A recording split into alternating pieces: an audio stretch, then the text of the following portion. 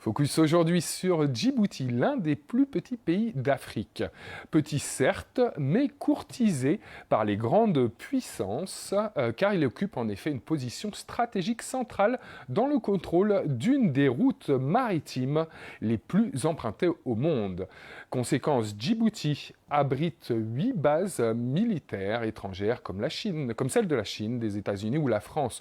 Autre atout de ce pays, son port à conteneurs. Après plusieurs années d'investissement, il est devenu le plus performant d'Afrique selon le Global Container Port Performance Index et le 61e à l'échelle mondiale. Une infrastructure vitale pour l'économie d'un pays qui dépend à 75% du secteur des services, notamment ceux liés à l'activité portuaire.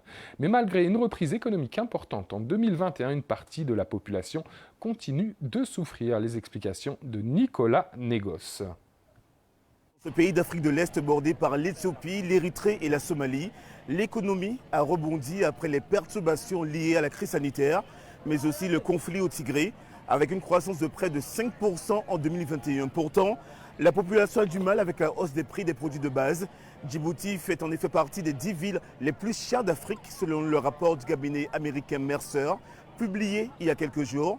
J'en ai parlé avec Samia Moussa Ali, économiste. Djibouti est l'une des villes les plus chères du monde, car Djibouti ne produit rien, n'a pas un sous-sol fertile non plus, on n'a pas de richesses naturelles, on est un pays semi-désertique. On peut dire aussi que nous sommes dans un pays où les politiques ne font que de parler et ne prennent pas les choses en sérieux. Il y a une crise sanitaire et une crise alimentaire qui a frappé le pays de plein fouet. Les ménages ont des difficultés à tenir debout. On a aussi les problèmes climatiques liés au réchauffement climatique. Il y a des problèmes d'eau, on n'a pas de pluie. Le président Ismaël Omar Guelleh, réélu l'an dernier pour un 5e mandat, est attendu sur le volet économique.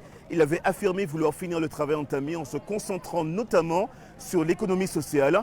Selon les autorités, le PIB djiboutien a été multiplié par 7 depuis l'accession de Ismaël Omar Guelleh au pouvoir, pour s'établir en 2020 à plus de 3 milliards de dollars. En Gambie, l'ostréiculture est entièrement dominée par